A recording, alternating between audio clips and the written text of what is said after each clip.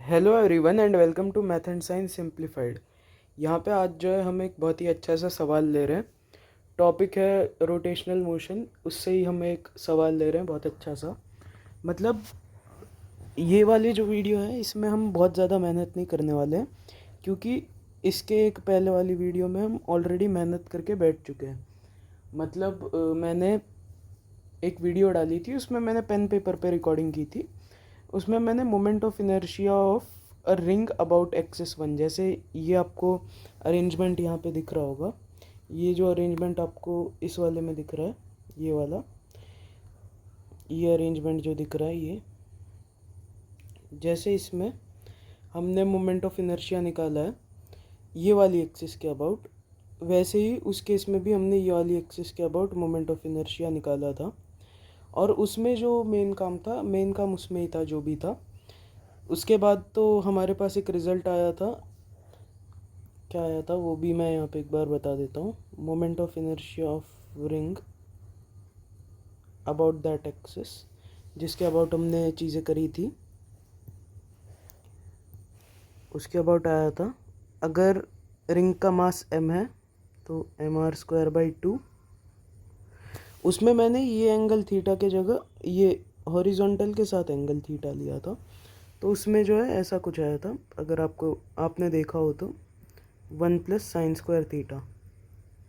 यहाँ पे मैं थीटा के जगह अगर 90 पुट कर दूँ तो आज जो मैंने थीटा लिया है उसके हिसाब से वैल्यू कुछ इस हिसाब की आएगी, 1 + cos² थीटा। और ये सारी वैल्यूज़ मैंने एक प्रॉब्लम फॉर्म की है, उसे सॉल्व करने के लिए यहाँ पे बना रहा हूँ। मतलब ये जो चीज़ आप देख रहे हैं कि मैं निकाल रहा हूँ, ये सारी मैंने एक प्रॉब्लम बनाई थी, उसे मैं एक्सप्लेन कर पाऊँ अच्छे से, उस वजह से ये मैं कर रहा हूँ। और वो प्रॉब्लम की वीडियो मैं ऑलरेडी रिकॉर्ड करके बैठा हूँ। मैंने पहले सोचा था कि पहले वो वीडियो डाल दूँगा, उसके बाद ये सब करूँगा, बट अभी मेरा थोड़ा प्लान चेंज हो चुका है। मैं पहले ये सब निकाल के फिर वीडियो को अपलोड करूँगा, तब चीज़ें आपको थोड़ी बेटर मेरे हिसाब से समझ में आएगी, है ना। तो मैं यहाँ पे अब जो मेहनत हमें करनी थी वो मैं इस वीडियो में कर चुका था, जिसमें मैंने ये वाला आई निकाला है mr²/2 × 1 + cos² थीटा। अब इसमें ज़्यादा मेहनत की ज़रूरत नहीं है और बहुत कोई समझने वाली चीज़ भी नहीं थी जिसमें मुझे एक्सप्लेन करना पड़े। तो इसलिए मैं यहाँ पे आज जो है डायरेक्टली चीज़ें ऐसे ही लिख के लेके आ गया हूँ, जिससे आपको डायरेक्टली समझ में आ जाएगा। और इसका पीडीएफ भी मैं नीचे प्रोवाइड कर दूँगा।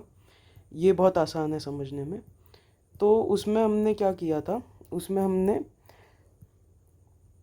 थीटा एंगल पे जाके एक आर डी थीटा का एलिमेंट लिया था, फिर वो आर डी थीटा का इससे जो है परपेंडिकुलर डिस्टेंस निकाला था। वही निकालना सबसे टफ टास्क था उस वाले क्वेश्चन में, बट आज हमें वो सब करने की कोई ज़रूरत नहीं है, क्योंकि हम एक रिंग के लिए निकाल चुके हैं।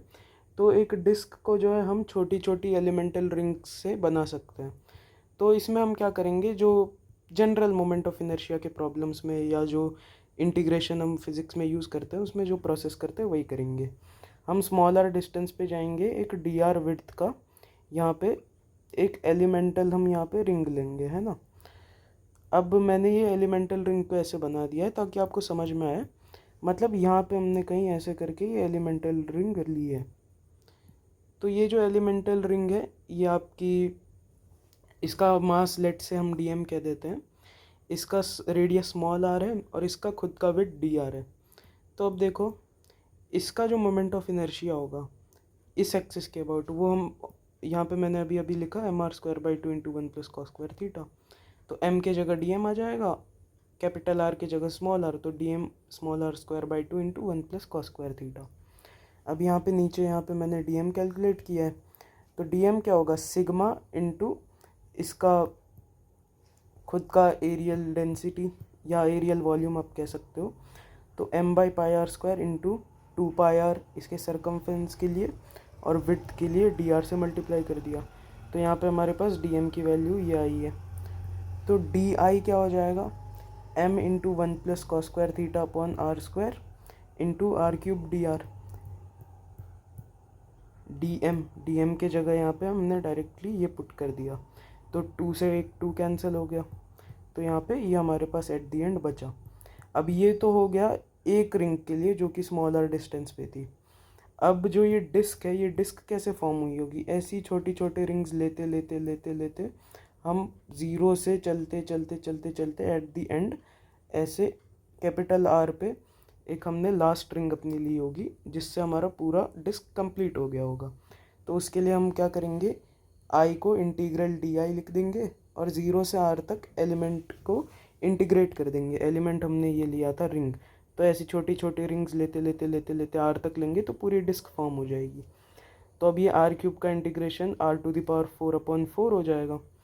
तो R to the power 4 R square को मतलब आर स्क्वायर से R to the power 4 cancel होकर आर स्क्वायर बच जाएगा और हमारे पास हमारा जो फाइनल रिजल्ट है वो आपको बनता हुआ दिखेगा। यही हमारा आंसर है। ये याद रखना, अच्छे अच्छे क्वेश्चंस में बहुत काम आता है और ज़्यादा कोई टफ भी नहीं है याद रखने में।